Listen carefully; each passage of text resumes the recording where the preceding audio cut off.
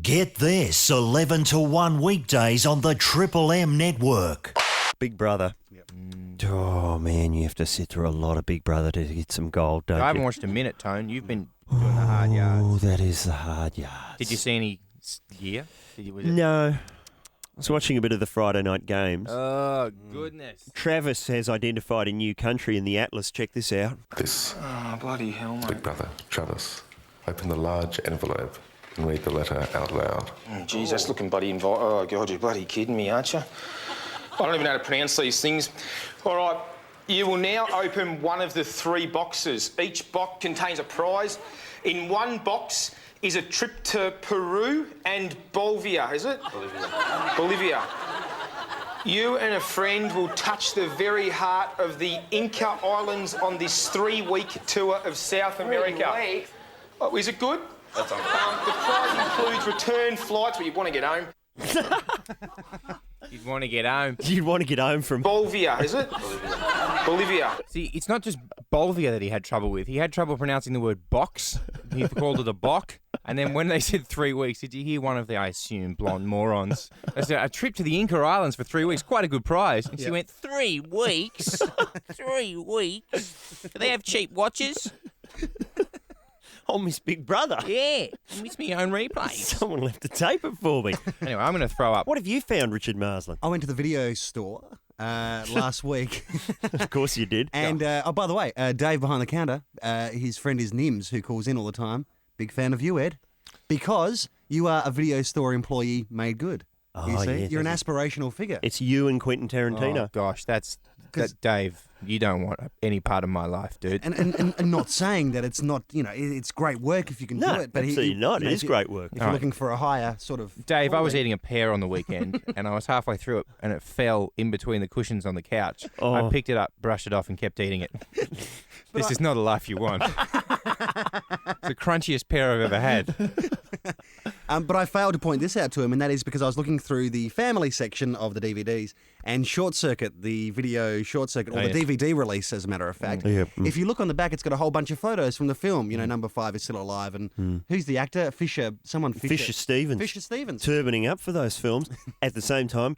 Dating Michelle Pfeiffer. Work that Wow. out. Yeah, very odd. Wow. So lots of action shots from the film, including one of the photos is a still from the film Shortcuts. Shortcuts. So clearly what they've done, wherever they've made the DVD, is just type in keyword short, and they've got a picture of Anne Archer in her clown outfit being talked to by Tim Robbins on the side of the road. Just as well they didn't have anything from Short Bus. Yeah. That could have been even worse. Hey, kids, number 5 is certainly alive today. In fact, is flexible. Yeah, that's a good point. Okay, I love stuff like that. Yeah. Right. That Simpsons movie comes out this week. Oh, man. Do you suppose the Prime Minister's excited about that? Simpsons or Flintstones? Short bus. Oh, hang on. More interested in renting Short Bus. Thank you, Richard, for setting that up. Farley Flavors has emailed in, Yeah. real name, and said that I watched Shortbus last week. Yep. And I don't know if we are geniuses or nutbags. Let's go with geniuses. I've never seen a guy get into that position before, although it did give me ideas for several new ones. Isn't that nice? Little known fact that the shot of the faces of the women in the film, they're having real orgasms. Oh, is that right? No, they are. I So- can confirm. Well, that'll get people ready. You can confirm that, can you, Richard? I did the Late Date Show, of course. I know everything. Gosh. All right. Man. There was another positive letter about that film. Yeah. I'm having trouble Public opinion is finding it is turning. amidst all the negative ones. Rudd will get behind it soon. Here we go. It's from Dirty Sanchez. Now, hang on. It's busy. Age 26. He liked it when we had John Howard yelling out, "Your mum's your dad!" in Parliament. He's berating us for not mentioning Sheffield Shield cricketer Ian Wrigglesworth enough. Sorry, that's a massive oversight on our part. Listen to this, though. P.S. I quite enjoyed Short Bus and the fruit that it offered. Oh, yeah. My missus and I hired it, and then after watching it, we shagged. Oh, yeah.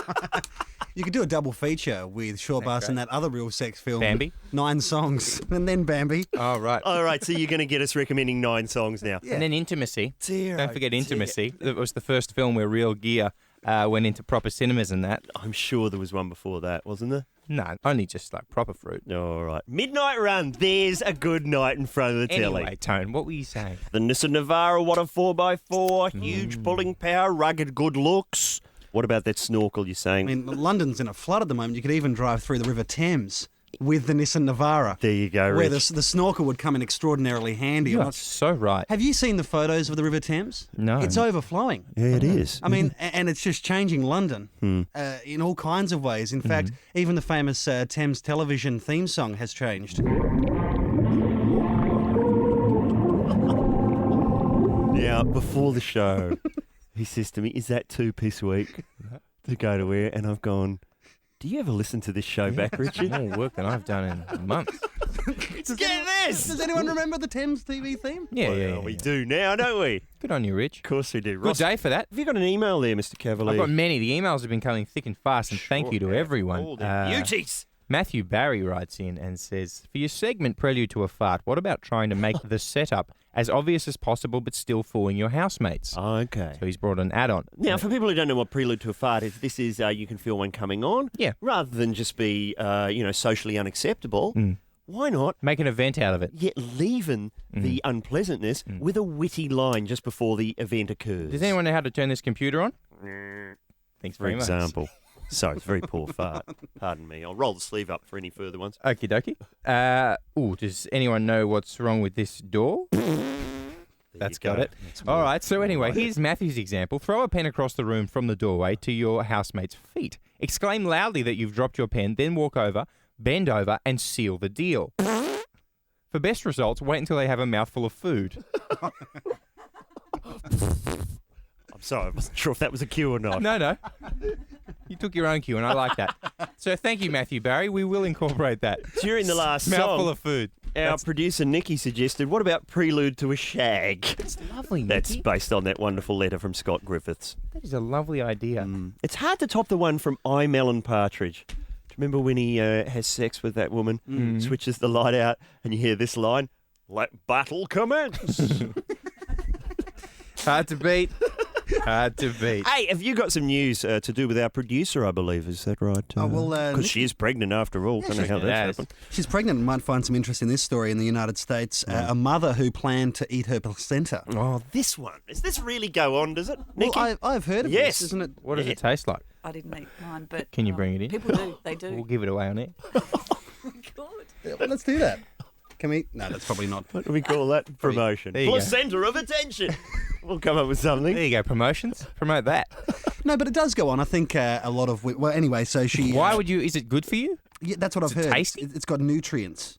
Is it just to let the kid know, look, this is what I'm prepared to do. Don't give me any trouble. This was a bit of you at one point.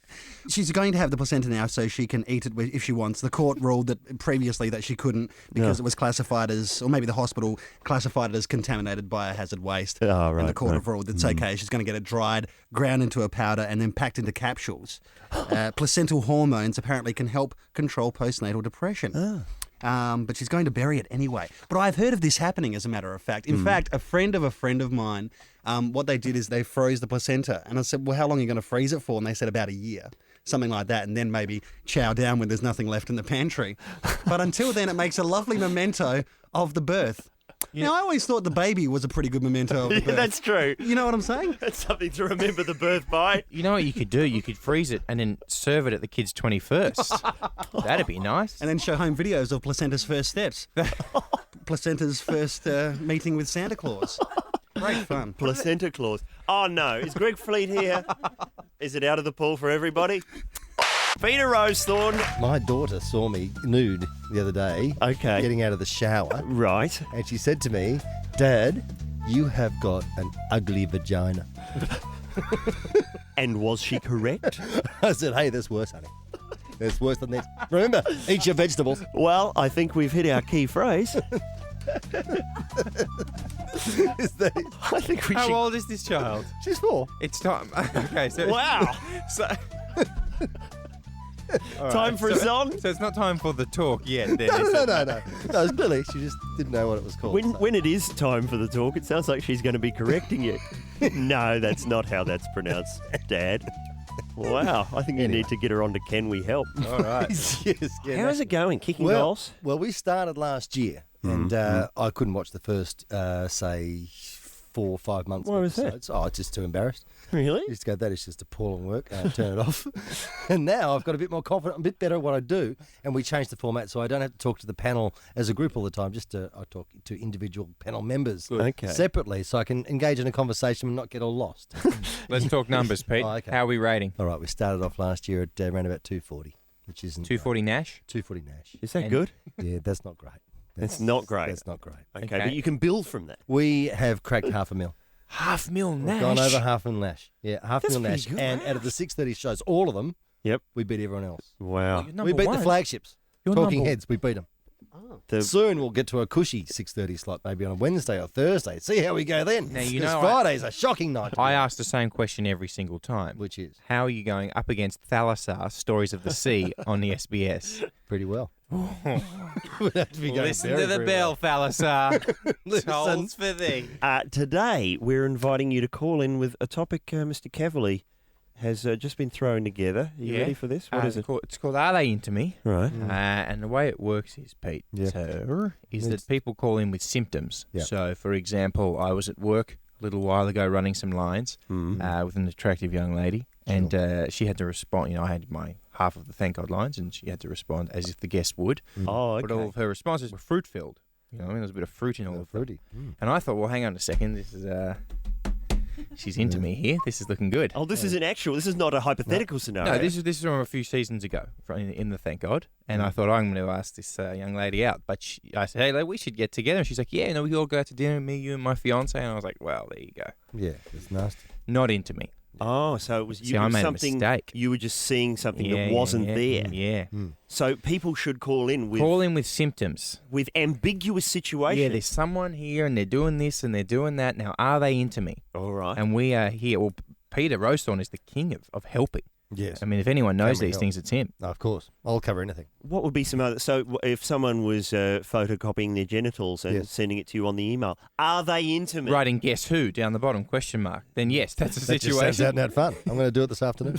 I mean, Richard. I mean, you've got a MySpace page, or actually, you've got two, haven't you? Actually, this is a good one to bring up. I have a personal one, and then there's a tribute one, Called Marslandicious, Muslim Dishes. which was created by Get This listeners, which is lovely. And it's got your head grafted onto the Mars Pathfinder on the That's right. surface of Mars. And it's the moonscape of Mars, just as the background. So I guess they're into me. Yeah. I well, guess that's safe to assume. do you get any ambiguous comments on there where you're going, I'm not sure if this is an invite to an orgy or just a tribute to my Wouldn't radio mind getting into your Armitage shanks. No. sort of stuff? No, not really. It's all pretty pleasant, actually, I've Okay. got to say. Nothing too flirtatious. Okay. I mean, the only flirtatious things on there are the things that I've posted. Oh, of course. It does get fruity. You know. But I was going to offer, what about someone who offers you a lift? Oh, this is good. Someone who maybe you might be receiving some signals from. You want to live somewhere. They give it to you. Because when you're in a car, it does suggest the proximity. Yes. And there is, the radio's off, it's hushed tones. You're having a conversation. Are they into you? What about if the car has no door handles from the inside? Are they into you? Yes. So they're taking you back to their house. They've got a large pit in the basement and a human skin suit. Are they into me? They're asking you to put lotion on.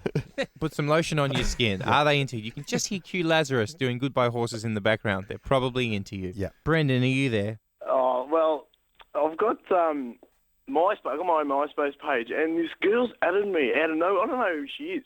And she's actually very good looking, or very good looking. No. And the problem is I have this really strong feeling that it's my mates trying to play a prank on me. Now, when you say she's really good looking, has she been sending you photos, or are you going just by the little photo that accompanies all her postings? Well, she's got a few photos in there. Like, I've got a few bikini ones, a couple, couple poses and stuff. She's actually really good looking. And then, and then she's actually added me on MSN, and I've been having a chat to her, and I don't know what to do. Like, See, now- if this is my mate, imagine what I could cop if I try and crack onto it, and it's not even a real girl. Now, That'd be so hard anyway, wouldn't it? It'd be like trying to make love to a post or a tree or something. Do the photos have, like, if you look down in the corner, FHM Top 100 Hot Chicks 2006 on it? I mean, do you get the feeling the photos are Too good. too good?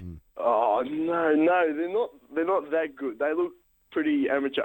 So if this is a scam, they're doing a pretty good job. They're doing a very good job, but I do remember us doing this to one of our other mates a long time ago. And is this before the days of MySpace or in the current MySpace era? Around the internet days, like when it was really popular around the locals, and then I just remember we used to do that to just make everyone look stupid, and then have the next day we see them having a really good laugh. But this time I think I might cop it if this is fake. Now, Brendan, how fruity has the MSN chat got? Well, I didn't let it get anywhere because this has been on my mind. Yeah, okay. I was trying to... Look, you know what I reckon, Brendan? I reckon it's safe to say that it is a bloke that's pretending to be a girl. We don't know whether it's one of your mates or not. Why? Well, because out of nowhere, this really hot girl just decides, you know what, I'm going to go for Brendan. Oh, hang on, actually, Brendan, I should ask you, how fruity are your photos on MySpace? Oh, geez, I reckon any girl would fall for him. Really? Yeah. Wouldn't mind blowing that trumpet. Brendo Is trumpet. it you in a watermelon helmet at the cricket, by any chance? The best look of all? Covered in flies. Maybe you need to arrange a meeting, but send someone else along. So that if it's you know what I mean, hire someone. Yeah. I've actually got a very good what do you call it? False good, moustache? Plan for those sort of things, those meetings. I've done it once a while ago. I was meeting up with this girl off the net, and I didn't know. Like a couple of my mates were saying that she wasn't the best, and I thought those photos were pretty good. And then what I'd done was we were supposed to meet at the shopping centre, and then I got her number and I called her and I said, I can't find you. Can you put your hand up? Right. She put her hand up and then I said, nah. Well, that's... and I just walked off. You're an old romantic. You know, what I love is the internet is simplifying human relationships, isn't it? Hasn't it made everything so much clearer? The nice thing about it, it's not too cruel. Yeah, that's what I like about it. Thank you, Brendan. When I said today, what is the topic going to be, Ed said, quick as you like, ways to raise Richard Marsden's profile, because he's, feeling a little out of sorts not being invited on the overseas jaunt with the rest of the Rove team. Is it just you? Who's back at the office? A whole bunch of the writers, actually. Oh, okay. Yeah, wrote a lot of jokes about being in New York from the best place city to of do which it. Rove broadcasts. Yeah, absolutely. All right. Well, we're here to help today, Rich. How can he do it? How can he get more heat, more buzz? Okay. Nightclub incident, something like that. Yeah, that's good. It Takes Two. You could go on there with one of the singers from Indecent Obsession. Oh, and absolutely. Me and David Dixon. Yeah. That's the only singer I can think of. In the wetsuits. Let's do it. Oh, yeah, like on the cover of the album. Yeah, that could work. You could date a bra boy. Oh, okay. That'd be nice. Say to Bravo, that seems to work. You and Tahini Tozzy and the other ones. Or possibly just Millsy. Why There not? you go. That'd be nice. What about running for Mayor of the Gold Coast up against Warwick Kappa? Good idea. Marsland ticket. A lot of people interested in the Kappa ticket, I have to say. People thought we were joking at first, but now Linda Lee has written in to say, check out the Woman's Day online website. That's safe for work, I think, that one. Fair enough. Oh, my God, quotes from Warwick Kappa about his run for mayor. I'll be so sensational, they'll probably want to put up a 50-foot-high statue of me right in the heart of surfers' paradise. People can bungee off it. It's normally what happens with towels on the Gold Coast. He's just had 8 centimetres of his famous mullet cut off and he intends to auction off the cuttings for $5,000. Says Warwick, I read somewhere that a lock of Napoleon's hair was sold at auction for thousands of dollars.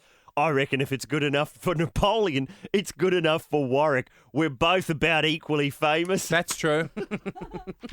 Warwick was a better general. So you can get a lock of Warwick Kappa's hair for $5,000, but you can have him come around your house and you can get the whole thing For $300. for $300. Well, hang on, it's $3,000. $3,000. to get him to $3,000. Okay, strip. sorry. In the garage. He will strip in your garage, not in front of men and not on a grass surface grass, for of course. $3,000. You could go to a David Beckham soccer match for the LA Galaxy and look bored as. Did you see that footage?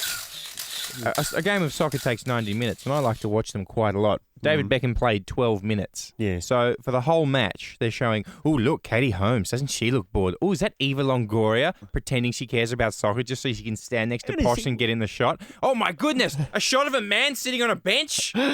Fantastic. What do you mean he played for 12 minutes? He came on for 12 minutes at the end, had one kick, place went nuts, a star is born. Is that right? That's what you could do, Rich. Couldn't even play the whole game. Well, I guess you could do that. Just one kick at the end. What about getting defamed by Alan Jones? Oh, yes. That brings in the cash. Man, does it what? $1 million. Let me just fill while I go to the bag. So, Rich.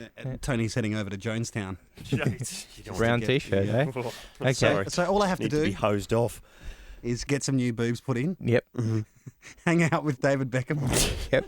Okay. Data bra boy. Can I put a YouTube video out? Sure you can. Can I have a policy on climate change? Can I put that up on YouTube? No. I reckon that Listen might to help. this. Former Assistant New South Wales Police Commissioner Clive Small has agreed to a confidential payout which will include costs estimated at more than $1 million after being defamed by Alan Jones. What did Jones say about him? Well, according to The Australian today, Mr. Small sued Jones after a broadcast in 2004 that implied he, as a senior police officer, was responsible for murders, shootings, kidnappings, drug Fantastic. deals and carjackings in southwest Sydney. That's Fantastic. quite a schedule for an assistant police commissioner. In a press conference, hang on, just got to get down to that intersection.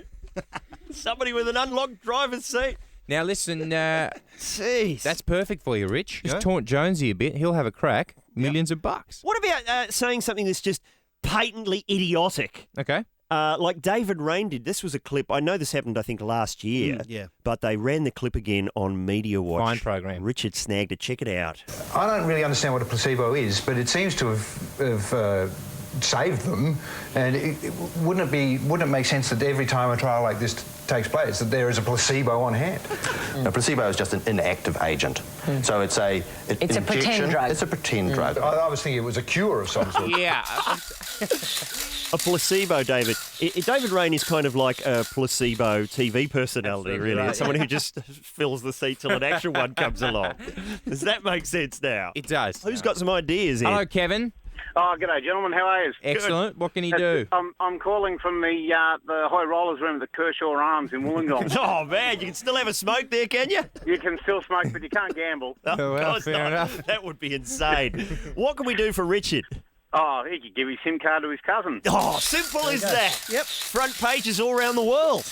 Exactly. And then some sort of interrogation mix-up where, a whole lot of crimes that someone else has written down in your diary could be attributed to you. This Might is gold. find names like Tony Martin and Ed Cavalier. Oh, Yeah, yes. You don't want those. No, that's going to lead to trouble. Hey, what's happening this afternoon down the Kershaw Arms?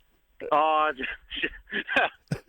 Sweat FA. There you go. Yes, that's right. That's up on the blackboard. Beautiful. Thanks, Kevin. Thanks, Kev. Nice to talk to you, mate. G'day, Adrian. Innocently enjoying a night out at the Rabbitohs game and a few too many ales and get knocked out by Russell Crowe. Oh, that'd do it. Well, actually, Adrian, let's hear what Russell Crowe said about Richard just the other day. He's a master of one-liners, and with his precision timing, we will be guaranteed plenty of laughs. Bad. Hey, but how would he provoke him, do you think, Adrian? I reckon you should tease him about his haircut, mate. It's pretty average. Not bad. What's he sporting at the moment? Oh, he's got a bit of a long hair, bit of a, all over going on. So. That is the thing about Russell, and he's also wearing that Benjamin Braddock jumper all the time. He's been wearing that for about 2 years. Yeah, well, see, here we go, Adrian. This is. He's got about 17 of those in his wardrobe, I reckon. Oh, right, okay. Doesn't he do? Isn't that a deliberate ploy that he does so that the photographers won't be able to sell the photos because then they send it to the magazine. The magazine go, "We've had these one before." It's not a bad idea. Yeah, I think that's actually quite a good idea. Well, he's onto. that's been my ploy for the past 6 That weeks. explains it. Why I've been wearing the same Working. jumper over and over again. Really, it's been working. No Thanks, dice. Adrian. So the paparazzi. Who's next? Hi, Riley. How are you? I reckon my old mate Mars Lando can just hit Celebrity Big Brother up. Right. And then he can get kicked out, Warwick Capper style, for exposing himself. Can get kicked out, and there's nothing better than doing nightclub appearances afterwards. Oh, lovely. I've done some nightclub work too. Have you? Yeah, and I'm also susceptible to migraines, so I could really give Celebrity Big Brother a good shake, I reckon. Now there hasn't been a Celebrity Big Brother for a while, has there? No. Who else would you like to see in there with Richard? Do you think, Riley? If we could dig up Kershaw, that would be great. Right, dig him up. I think he's still alive, Riley. Yeah, that's very unfair. He is alive, is he? Yeah, we don't have to exhume him. All right, all mid-'80s synth pop stars. Oh, and Richard Jones, Mansell. Kershaw, the bloke from Dead or Alive, Newman, Lamal. He's looking very bizarre these days. He's had his lips done by burrow bears. Have you had a look? It's a bizarre look. And he's got married as well. Did he? It's lovely. Pete Burns. Thanks, Riley. Hi, Jared. How are you? I'm thinking he could maybe go to Kirribilli House, get one up on Peter Costello for a start, and then maybe get caught in a compromising position with John Howard, maybe Monica Lewinsky style. Oh, well. Nice, okay. I've been to Kirribilli House a few times, had dinner, actually ordered seconds with Joe Hockey, as a matter of fact. That's Yeah. nice. Yes. Well, should we ask John Howard what he thinks of perhaps some Monica Lewinsky asking from you, Richard? No, he's not keen. Not that into it. Hi, Mick. Well, first and foremost, I believe he needs to get himself into the intro for the show. Oh, yeah. Took Ed a whole year. Well, you and Ed take all the glory, and then when you get on air, you drop in, and Richard's pressing buttons as well. Yeah, that's true. No, well, that's, I think, something... He needs to book some time with Matt Dower. Get a little happening for himself. You know what the problem is? That gap in the Hive song has only got enough room for two names. But we will get on to that. Hey, where are you calling us from? Uzbekistan. Oh, well, see, you're in luck because there's some new billboards going up. There are. Brisbane only, I think, in August, where Richard is elevated to co-star status, finally. How about that, Mick? Well, that's about time, I believe. And he's got his hands in his pockets too, Mick, which is nice. Yeah. If you know what I'm saying. It's a mystery for everyone. Oh, isn't it's it? going to be a great opportunity for graffiti work. Absolutely. When we were taking the photo, Ed's going, mate, put your hands in your pockets. It looks good, So trust I'm me. sure that won't come back to bite me in a couple of times. All right. Richard Duclos is sitting in. Now, do you know something about Ed that we don't know? Oh, look, I've got to tell you what happened, Ed. Really? I There we turned go. up. I have been playing F-grade basketball for 2 Oh, years yeah, now, yeah, Tony, yeah. and a very talented team of kinder mums. Okay. Anyway, we put this team together, and two of us know how to play. I'm the second best player in the team, and the rest of them really haven't got a lot of idea.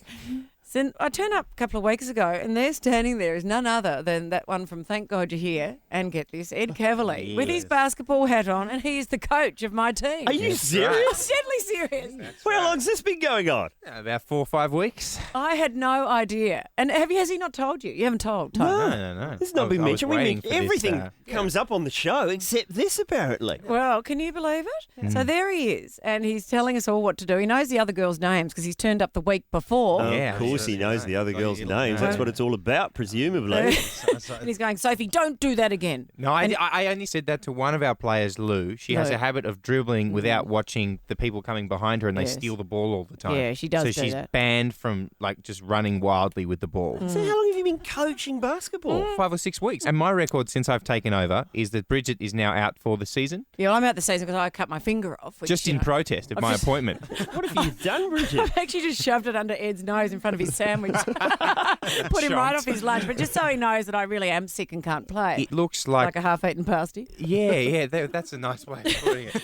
But what about Ed? That's what I love about him. I said to the girls, because he turned up the week before I was there, as I said, and I said, "What's Ed? What's he like? What's his Ed Cavalier like?" And they said to me, "Well, he has a habit of managing his area." I do. And I said, "What do you mean?" They said he had his hand down his pants the whole way through the coaching. Right, is this a motivational technique? What's that about? I know we're old, Ed, but we're not that old. We don't need that inspiration. So true. It's a habit I have.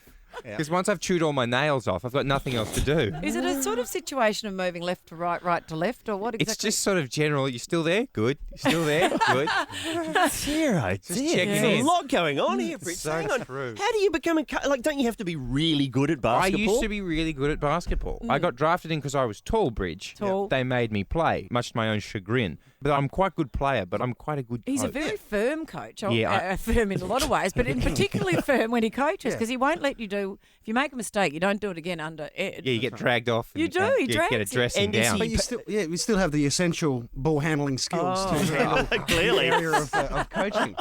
Some would say too good in the ball handling Welcome area. to Get This, Pun Fest But 2007. The thing Ed's got to realise, though, is, all right, we've all been married for years, okay? Yes. We've all got about 8 children between us, so we haven't had sex for a long time. The thing is, Ed, we don't need you coming in there and managing your area. All right, That's You why understand? you're there? Going for a bit of this hot MILF action? Yeah. Well, look, there's some pretty, Hunting cougars? Is that what you're up to? there are some pretty hot ladies in the team. And it is Cougar City, let me tell you. There's not a kitten anywhere to be seen.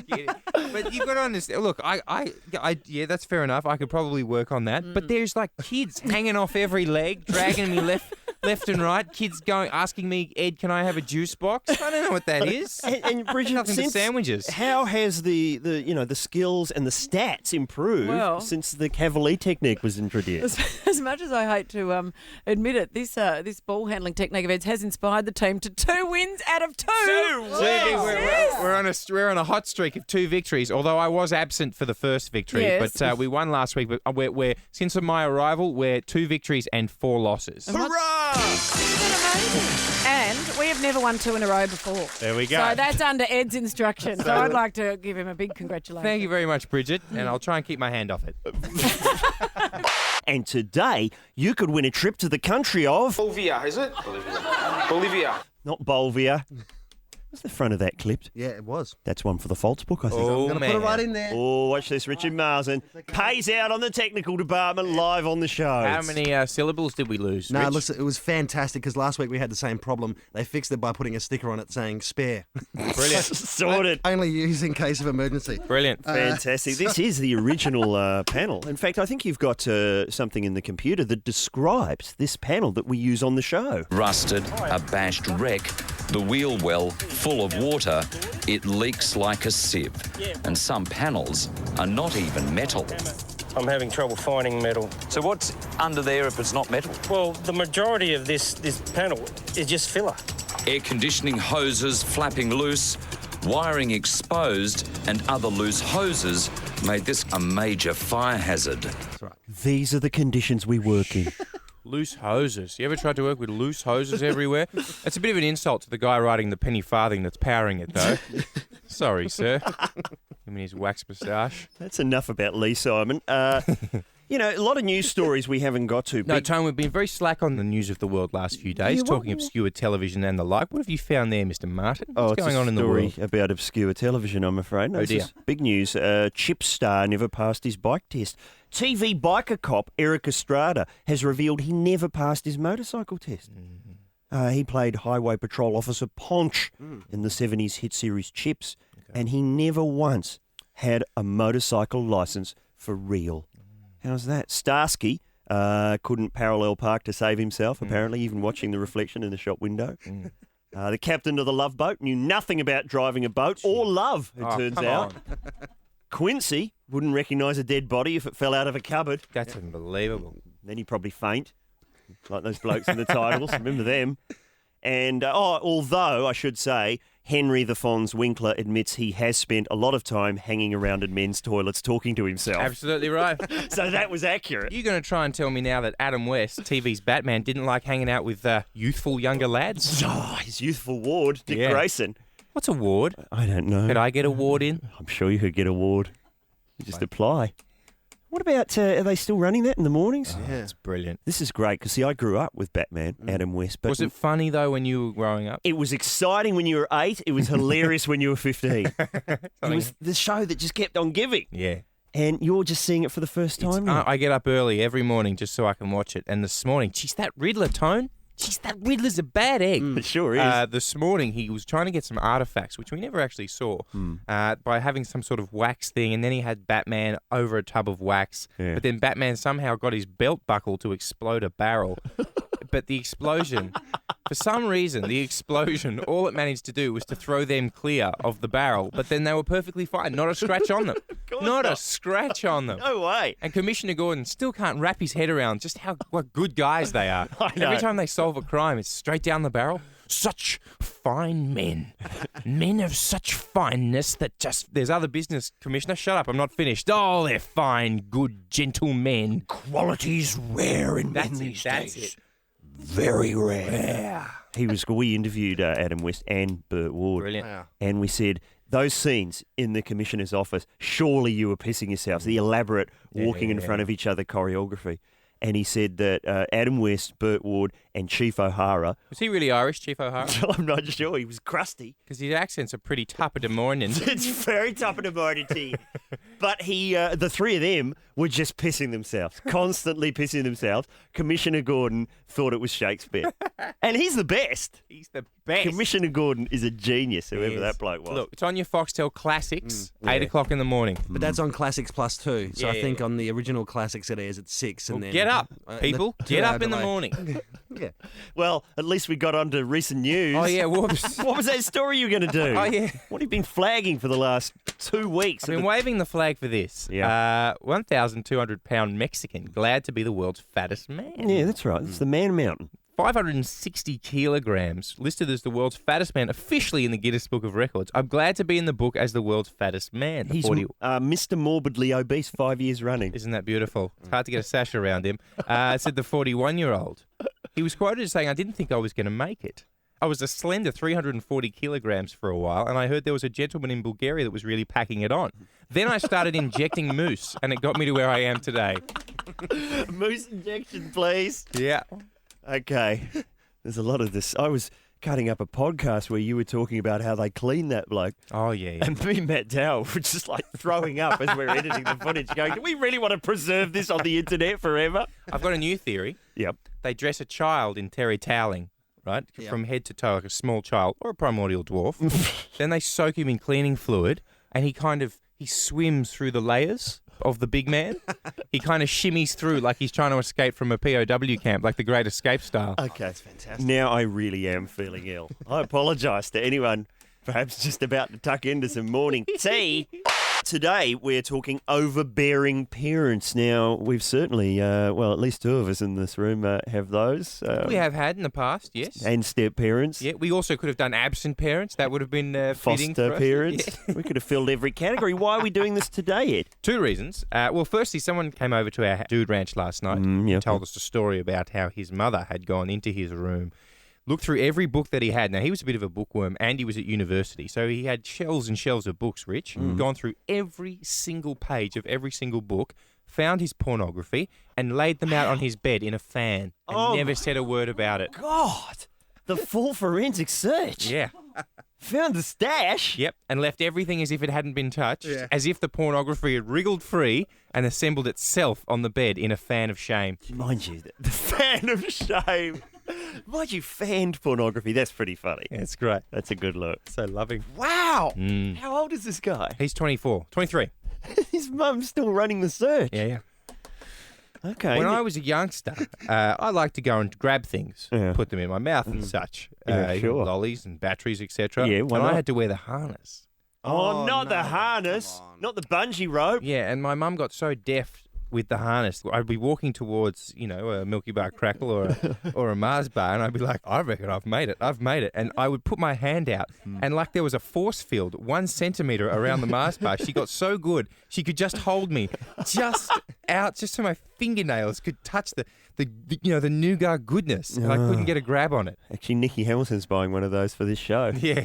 That's what we need. Keep me away from her snacks. Now, what is the harness attached to? What's the outfit that the harness? Are you talking...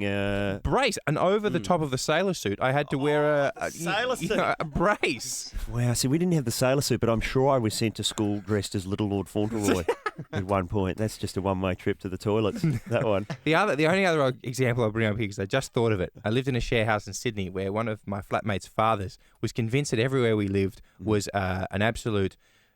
pedestrian crossing for junkies to walk in, grab our stuff and walk out, and we'd never notice because we didn't understand about safety. So we'd all be sitting in the house, and he would come around to test the security and try and break in while we were there. Try and climb through a kitchen window or a bathroom window. With a balaclava? Or shimmy up a drain pipe. Wow. Okay, that's overbearing, I guess. Yeah. How'd you go with, the biggest trouble I had was comics. My mum was just constantly throwing the comics out. One day she burnt a whole chest of drawers full of comics. Why? 2000 AD, issue 1. That's about $1 million now. Why? Why did she do that? I didn't. It was never explained, but apparently I would thank her later. I'm 43. I'm still not grateful. What were you talking about? Give it time. I will retaliate one day. I will burn all those Barbara Cartlands, Mum. That'll teach I will her. track down every last one. That will teach her. My mum has every Mills and Boon ever written. Really? Like laminated. It's pretty much the same story over and over again. I think Guy it with is. biceps gets girl with a horse. That's what she's into. All right, whatever. That's what she's into. Richard, how overbearing? Well, the thing is with overbearing parents, especially my mum, she has no idea what she's doing. She has no idea that she's being overbearing. Right. At my 21st birthday party, what my mum thought would be a good idea is to go through some of my old school books and just dish them out as reading material during the party. Like old school books from high school. But included amongst that was a journal with some very, very personal writings. Oh, I've got that here. It's got to wind up on the net. So my English book, my maths book, just, stuff to look at. It wasn't cute. But then also stories of nocturnal emissions and what have you. Oh. Just the nocturnal emissions diary. Just very personal gear from high school.